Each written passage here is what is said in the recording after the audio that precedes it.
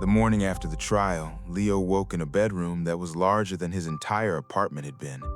Silk sheets, a vaulted ceiling, and a window that overlooked a garden so meticulously maintained it looked like a painting. For a long moment, he lay still, staring at the ornate chandelier above him, trying to reconcile the violence of the previous night with the surreal luxury of his surroundings. His hands were bandaged, his ribs ached, and his face was a mosaic of purple and blue bruises. But he was alive. He had survived. He sat up slowly, testing his body's limits, and found a glass of water and a plate of fruit on the nightstand, placed there by someone who had anticipated his waking. He ate mechanically, his mind already racing with the events to come. Diego had told him that the council would convene at noon to formally recognize him as the heir, but recognition was only a formality. The real power would come from the factions, the scattered remnants of La Sombra's empire, and they would not bow to a stranger without a fight. Leo dressed in clothes that had been laid out for him, a dark suit that fit perfectly, a crisp white shirt, and a tie that felt like a noose. He studied himself in the mirror, a stranger in a stranger's body, and wondered if his father had ever felt this same sense of dislocation. Diego met him in the corridor, his face a mask of controlled concern. "The council is ready," he said, falling into step beside Leo. "But there is something you need to know before we enter. Alvarez is not the only one who wants you dead. There is a faction led by a woman named Isabella Reyes, who controls the southern territories and has been consolidating power for the past decade. She was your father's most trusted ally, but she has grown ambitious in his absence. If she challenges you, do not show weakness. She will interpret any hesitation as an invitation to strike." Leo nodded, filing the information away. He had spent his life studying people, learning to read their intentions through their body language and their silences. It was a skill that had kept him alive in the diner, and it would keep him alive here. They entered the great hall where the council was already assembled, their faces arranged in expressions of forced neutrality.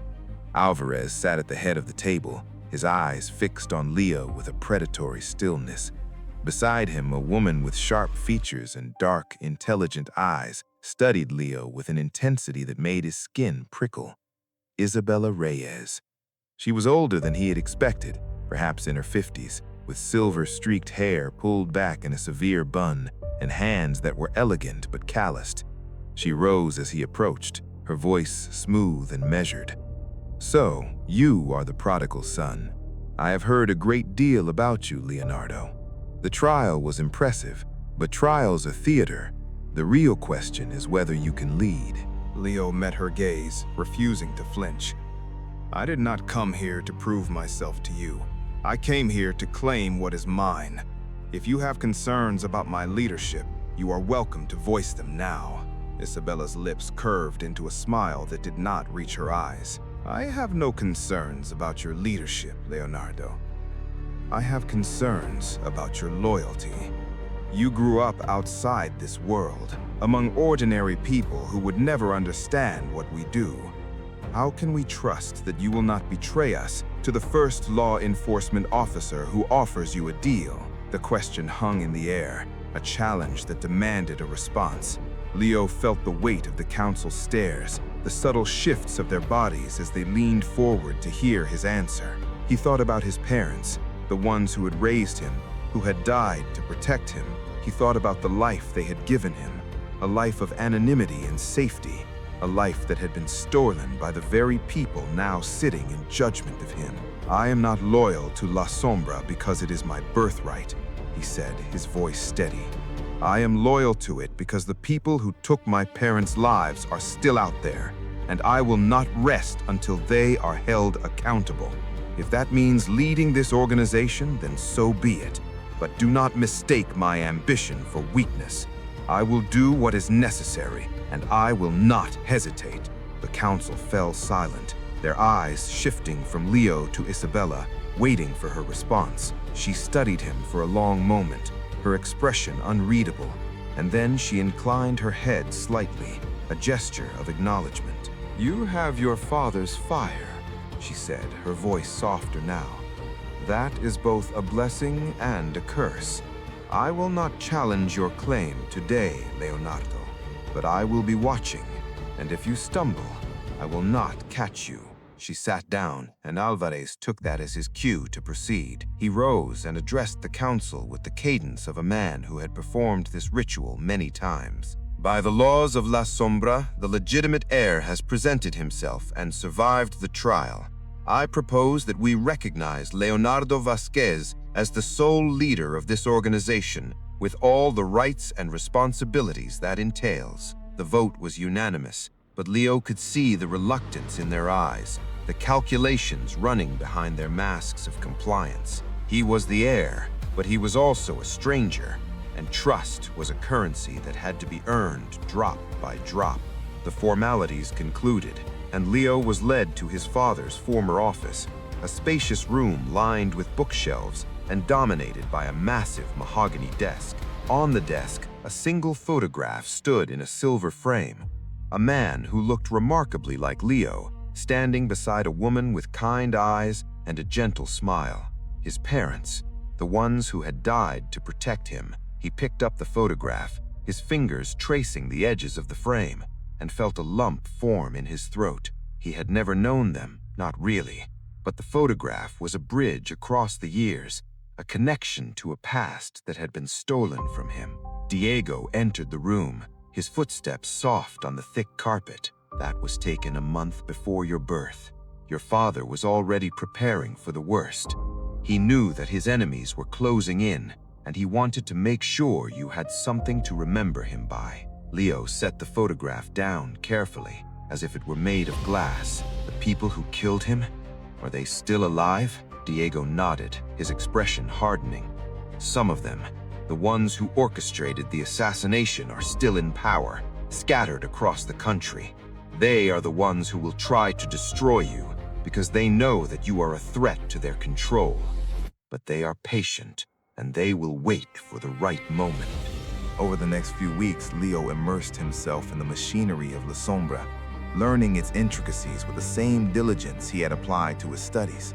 He met with accountants who managed the flow of money, enforcers who maintained order in the territories, and informants who fed him intelligence on the movements of rival factions.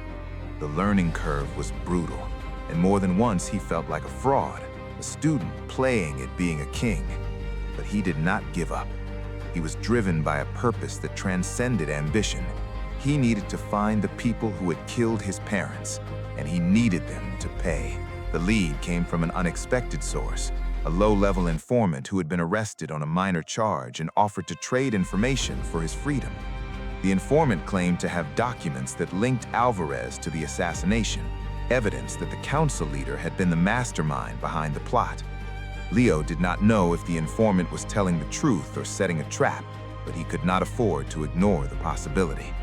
He ordered a discreet investigation using only his most trusted assets and waited for the results. The investigation took 3 weeks, and when the evidence finally came back, it was damning. Alvarez had been in contact with a rival organization in the months leading up to the assassination, and the financial records showed a transfer of funds that could only be interpreted as payment for a hit. Leo sat in his office, staring at the evidence, the weight of the revelation pressing down on him. Alvarez had killed his father, and he had been sitting at the council table, smiling at Leo, pretending to be a loyal servant. The betrayal was a wound that cut deeper than any physical injury. He summoned Diego and laid out the evidence, watching the older man's face as he processed the information.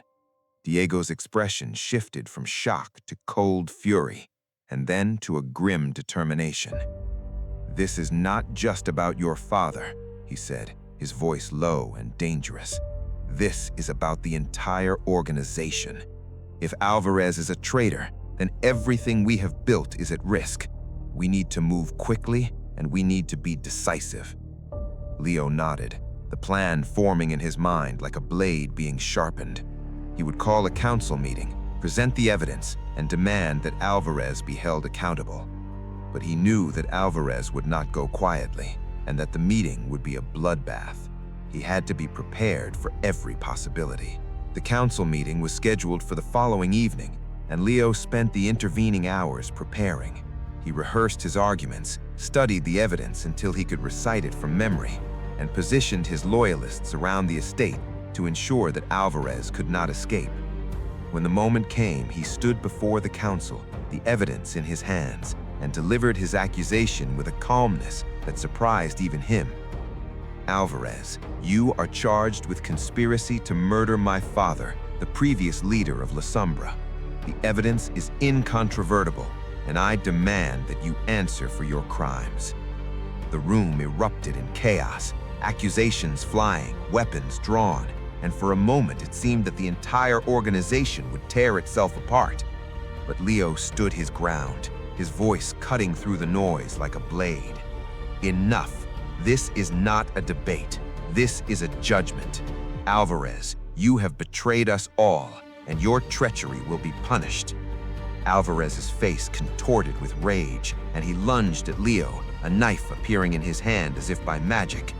Leo was faster, his reflexes honed by weeks of training, and he drove his fist into Alvarez's throat.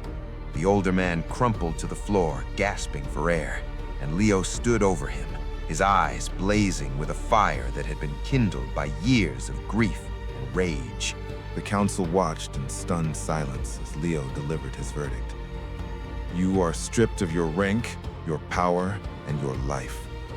You will be taken to the chambers beneath the estate, where you will await judgment. The guards dragged Alvarez away, his protests fading into the distance, and Leo turned to face the remaining council members. His voice was steady, but his heart was pounding. The time for division is over. We are one organization, bound by a common purpose, and we will not be destroyed by traitors. I am your leader, and I will lead you into a future that honors my father's legacy. The council rose, one by one, and bowed their heads in acknowledgement. Leo had won the battle, but he knew that the war was far from over. Alvarez had been a symptom of a larger rot, a corruption that had infected La Sombra from within. He would need to root it out, piece by piece, and he would need to be ruthless. As the council filed out of the room, Isabella Reyes approached him, her expression unreadable. You have proven yourself today, Leonardo. But there are still those who will never accept you, and they will stop at nothing to destroy you. Be careful who you trust. Leo watched her walk away, her words echoing in his mind. He had made an enemy of Alvarez, but he had also made a powerful ally of Isabella, or so he hoped. The path ahead was uncertain, fraught with danger and betrayal at every turn, but Leo was no longer the frightened student who had stumbled into this world. He was a leader, forged in the crucible of violence and loss, and he would not rest until every enemy of his father was brought to justice. He returned to his office, the photograph of his parents in his hand, and looked at their faces for a long time. They had given him a chance at a new life, and he would honor their sacrifice by building something that outlasted them all. But as he placed the photograph back on the desk, he noticed a small envelope that had been slipped under the door, addressed to him in an unfamiliar hand. He opened it and read the single line inside. You have taken one head, but the Hydra has 7 more. Watch your back, Heir. He crumpled the note and tossed it into the fire, but the words stayed with him, a reminder that the game was still being played and that he was not the only one moving pieces on the board. The night stretched before him, dark and uncertain, and he knew that his greatest trials were yet to come.